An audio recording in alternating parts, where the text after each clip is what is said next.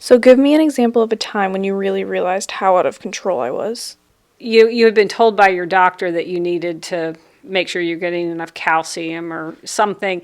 And so I had some vitamins or calcium chews or something, I don't know, but they had like 5 calories a piece. And I told you you needed to have one and you were like, "No."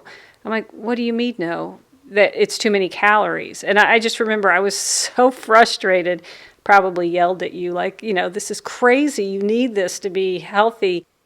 That was my mom, Sherry Fryermuth, talking to me about the darkest point of both of our lives. In 2014, I went from a healthy 130 pounds to a life-threatening 99 in a matter of months. A year later, I'm at a healthy weight, but the mental effects of anorexia still haunt me.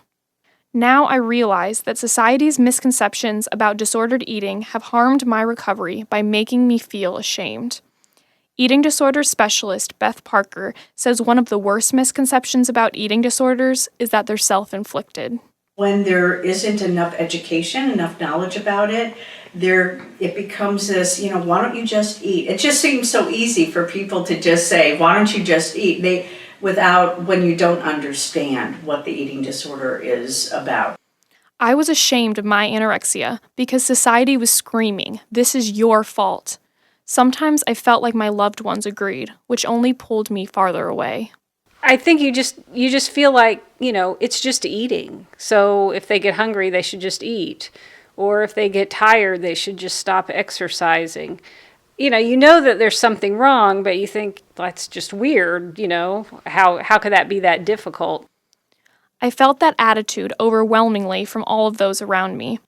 After someone has surgery, everyone visits them in the hospital and offers to bake them casseroles. With anorexia, they don't.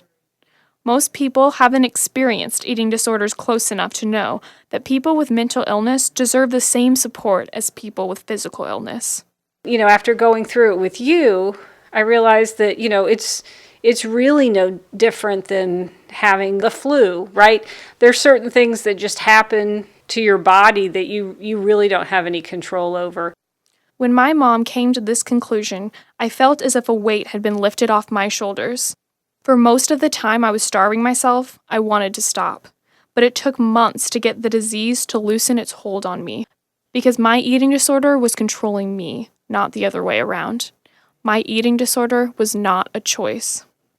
I talked to my mom about the best way someone could have supported her when I was at my worst. I know you were going through it and how awful it was for you, but it's pretty awful for me too, as your mom, watching you go through it. So just having people to be supportive and not to be judgmental. So not saying, wow, what's wrong with your daughter? Why won't she eat? Or even, what's wrong with you? Why can't you fix this kind of thing?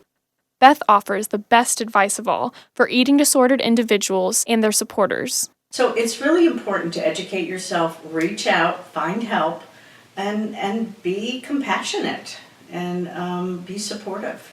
It takes an educated society to end the misconceptions and allow those suffering from mental illness to get the help they deserve.